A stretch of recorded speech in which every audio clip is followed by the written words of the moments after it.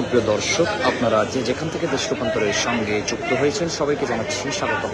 আমি জহির রায়হান এই মুহূর্তে সরাসরি অবস্থান করছি রাজধানীর আদালত প্রাঙ্গণ থেকে। আপনাদেরকে দেখানোর চেষ্টা করছি দ্রুত ট্রাইব্যুনাল কক্ষে কিন্তু কিছুক্ষণ পরেই কিন্তু আসামি সোহেল রানাকে কিন্তু তোলা হবে। সেই অপেক্ষায় কিন্তু রয়েছে চারদিকে ছড়িয়ে ছিটিয়ে রয়েছেন আইন শৃঙ্খলা রক্ষাকারী বাহিনীর সদস্যরা, এবং পাশাপাশি কিন্তু আমরা দেখছি যে আইনজীবী এবং পাশাপাশি কিন্তু গণমাধ্যম কর্মীরা কিন্তু এখানে কিন্তু রয়েছেন, এবং ব্যাপক অপেক্ষা কিন্তু রয়েছে। দীর্ঘক্ষণে কিন্তু অপেক্ষা।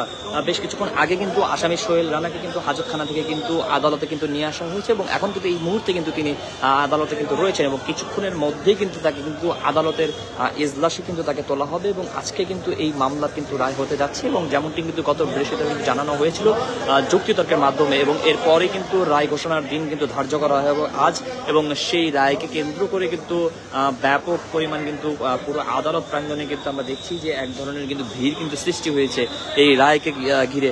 একটি বিষয় যদি আপনাদেরকে জানিয়ে রাখি যে রাজধানীর পল্লবীতে 8 বছরের শিশু রামিসা আক্তারকে নৃশংস হত্যার ঘটনা দায়ের করা মামলার কিন্তু রায় কিন্তু আজ কিন্তু রবিবার কিন্তু ঘোষণা করা কিন্তু হয়েছে। ঢাকা মহানগর শিশু সংহিতা দমন ট্রাইব্যুনালের বিচারক মাসরুর সালেকিনের রায় ঘোষণা কিন্তু করেন।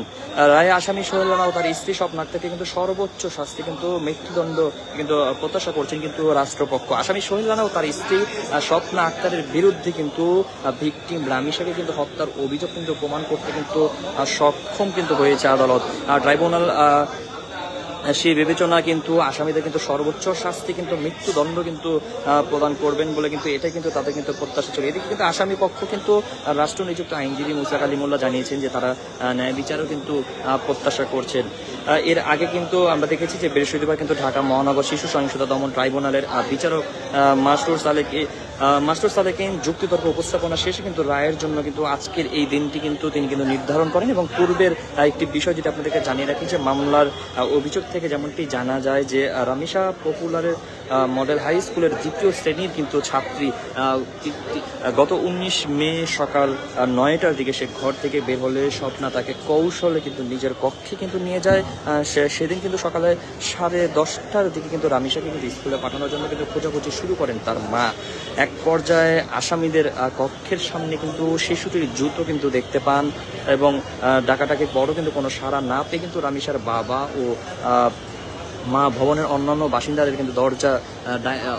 বাসিন্দাদের কিন্তু নিয়ে কিন্তু জড়ো হয়ে কিন্তু দরজা ভেঙে কিন্তু আসামির বাসার ভেতরে কিন্তু প্রবেশ করেন। সেখানে কিন্তু তারা কিন্তু শিশুটির খণ্ডিত মরদেহ কিন্তু দেখতে পান। এরপর কিন্তু জাতীয় জরুরি সেবা 999-এর মাধ্যমে কিন্তু খবর পেয়ে কিন্তু পুলিশ ঘটনাস্থলে কিন্তু গিয়ে কিন্তু স্বপ্নাকে কিন্তু হেফাজতে নেয়। পরে কিন্তু তথ্য প্রযুক্তির সহায়তা কিন্তু নারায়ণগঞ্জের ফতুল্লায় থানার সামনে কিন্তু থেকে সোহেল রানাকে কিন্তু গ্রেফতার করা হয়। এই ঘটনায় কিন্তু 20 মে রামিসার বাবা কিন্তু যিনি রয়েছেন রামিসার বাবা আব্দুল হান্নান মোল্লা পল্লবী থানায় কিন্তু একটি মামলাও কিন্তু তিনি দায়ের করেছেন। মামলা সোহেল রানা ও তার স্ত্রী স্বপ্না আক্তারকে কিন্তু আসামি করা হয়। পরে পুলিশ তাদের গ্রেফতার করে, এবং 20 মে কিন্তু মামলার প্রধান আসামি সোহেল রানা ঢাকার মেট্রোপলিটন ম্যাজিস্ট্রেট আমিনুল ইসলাম জুনাইদার আদালতে দায় স্বীকার করে জবানবন্দি দেয়। একই দিনে কিন্তু আদালত সোহেলের স্ত্রী স্বপ্না আক্তারকে কিন্তু কারাগারে পাঠানোর আদেশ দেন। এবং এই মুহূর্তে আপনাদেরকে যদি দেখানোর চেষ্টা করি আদালত প্রাঙ্গণে কিন্তু তাকে কিন্তু নিয়ে হয়েছে, এবং এখন কিন্তু তাকে কিন্তু এজলাস কক্ষে নিয়ে আসা হবে কিছুক্ষণের মধ্যে। আমরা দেখছি যে গণমাধ্যম কর্মীরা যেমন রয়েছেন, পাশাপাশি আইনজীবীরা রয়েছে, এবং আসামি সোহেল রানাকে কিন্তু আমরা দেখতে পাচ্ছি যে তাকে কিন্তু এখনই কিন্তু এজলাস কক্ষে কিন্তু নিয়ে আসা কিন্তু হচ্ছে। আপনাদেরকে যদি আমি সরাসরি দেখানোর চেষ্টা করি, আইন শৃঙ্খলা রক্ষাকারী বাহিনীর সদস্যরা যারা রয়েছেন তারা কিন্তু তাদের যে ভিজেল সেটি কিন্তু বাজিয়ে কিন্তু আসামি সোহেল রানাকে কিন্তু নিয়ে যাওয়া হচ্ছে। আপনাদেরকে সরাসরি আমি যুক্ত করেছি। সুপ্রিয় দর্শক, আপনারা দেখতে পাচ্ছেন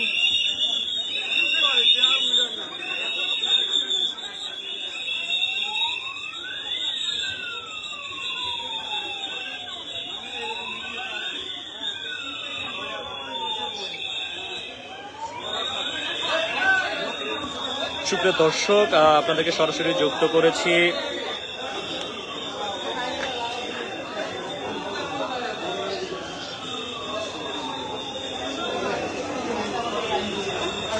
সুপ্রিয় দর্শক, আপনাদেরকে ঢাকা মহানগর শিশু সহিংসতা দমন ট্রাইব্যুনালের কাছ থেকে সরাসরি দেখানোর চেষ্টা করছি যে ইতিমধ্যেই কিন্তু আসামি সোহেল রানা অর্থাৎ রামিসা হত্যা এবং ধর্ষণের মামলায় যে আসামি রয়েছেন এবং সেই আসামি সোহেল রানাকে কিন্তু আদালতের এজলাস কক্ষে কিন্তু নিয়ে যাওয়া হচ্ছে এবং আজ কিন্তু সেই মামলারে কিন্তু রায় কিন্তু ঘোষণা করা হবে।